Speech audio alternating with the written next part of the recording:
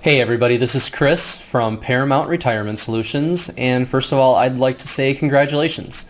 Congratulations on making it to 65, bridging the gap to your first eligibility into Medicare, or at least for most of you, and now you're probably trying to figure out what to do.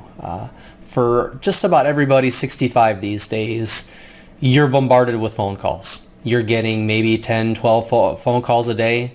If you're that close to your turning 65 date, your birthday. Other than that, you're getting tons of stuff in the mail. You're getting letters from all kinds of different insurance companies, all kinds of different people trying to sell you insurance on telling you the best way to go. So for most people that I work with, you're completely confused by every piece of mail that comes in. You're frustrated every time your phone rings, and you tend to let that person know if you ever do answer the phone. So this is going to be a 5-part video series on just educating you and kind of holding your hand through the process on what should I do now that I'm going to be coming on Medicare. This first video is just to let you know how to sign up for Medicare, even if you need to sign up at all. The second video is just going to let you know how Medicare works, basically what it's going to cover, and then it's going to highlight where the gaps in Medicare are, which will transition into the third video and the third and fourth video are actually going to be about the different types of supplemental insurance that you can get to fill in those gaps of Medicare. There's basically going to be two types. There's going to be Medicare supplements and Medicare Advantage plans, and we're going to talk about the pros and cons of both. And then the last video is just going to be about how you make your decision, what's important for you, what are your healthcare needs, what's going to be your budget, and just finding a plan and an option that's going to work best for you. So we're going to kind of distill everything about Medicare. There's so much to it. We could talk about it for a week and not cover everything. So we're going to take the most important points about Medicare, which you need to focus on at 65, and really distill it down to the things that you need to know to make your decision. All right, so this video series is mainly going to be for folks turning 65 and getting on Medicare for the first time. If you have coverage through an employer, if you're still working, your spouse is still working, and have a group plan option through either one of those employers, or possibly if you have retiree coverage from your former employer or from your spouse's former employer, I encourage you to just pause the video here, click on the link below, get some more information on helping you make that decision of whether or not you want to get on Medicare and get your own supplemental insurance, or whether you need to stay on that plan and keep it and go with that option. So go ahead and click on that now and come back to this if you decide you need to get on Medicare and get your own supplemental insurance. So the first step in figuring out what you need to do very simply is signing up for Medicare, right? However, if you are drawing any type of Social Security income, you're going to be automatically signed up for Medicare. So your effective day of Medicare is going to be on the first day in the month in which you turn 65. So for example, if your birthday is June 6th, your Medicare effective date is going to be June 1st. If it's June 26th, it's still going to be June 1st. The only exception is if your birthday is on the first day of the month. So again, using that June example, if your birthday is on June 1st, your Medicare effective date is actually going to be May 1st. When you get your Medicare card, like I mentioned, if you're drawing any type of Social Security, you're going to be signed up for Medicare automatically. You don't even need to sign up. So that's just kind of one step that you don't even need to do. You're going to be automatically signed up. You get your Medicare card in the mail. It's going to automatically come about 3.5 months before your Medicare effective date. So if your Medicare effective date is June 1st, you're going to get your card about halfway through February. Keep an eye out for it. It's going to say something like Social Security Administration or possibly Department of Health and Human Services in the corner.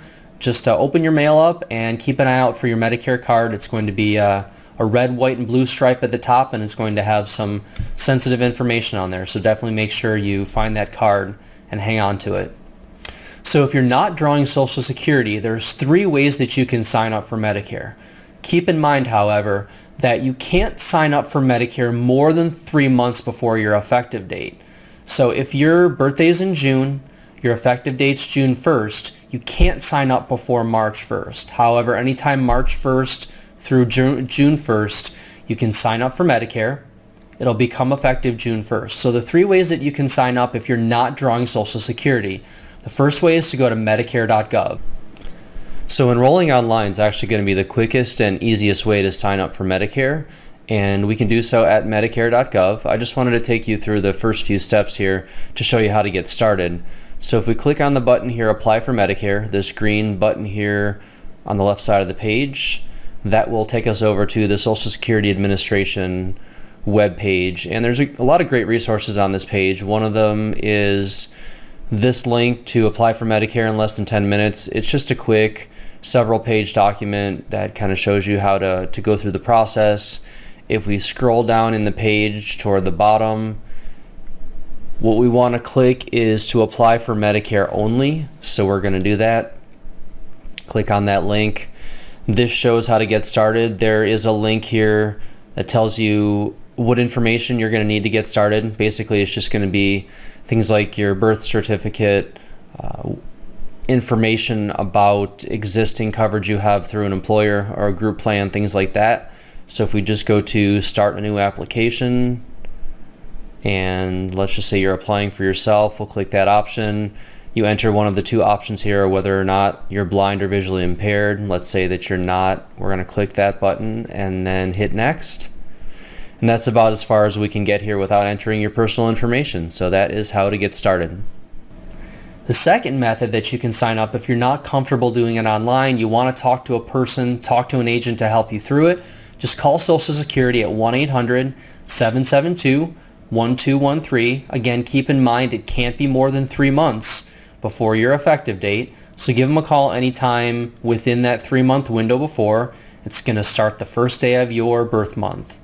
And the last option, if you don't want to call, if you want to see somebody in person, just go down to your local Social Security office. It's probably better to make an appointment first. That way you're not going to have to wait in line for an hour or two. Another thing is keep in mind that a lot of offices have been closing. A lot of those brick and mortar facilities have been closing. So make sure the office you want to see is located reasonably nearby, it's still open, and definitely make an appointment if you can. And just keep in mind, you may not need to sign up for Medicare. If you still have coverage options either through your employer or your spouse's employer, you definitely need to check with your HR department, their benefits department. Ask them if they require that you either sign up for Medicare Part A and or Medicare Part B. If they don't require you sign up for Part B, you're going to be wasting money generally by signing up for it, and it's going to give you more options when you finally do retire and get your own supplemental insurance.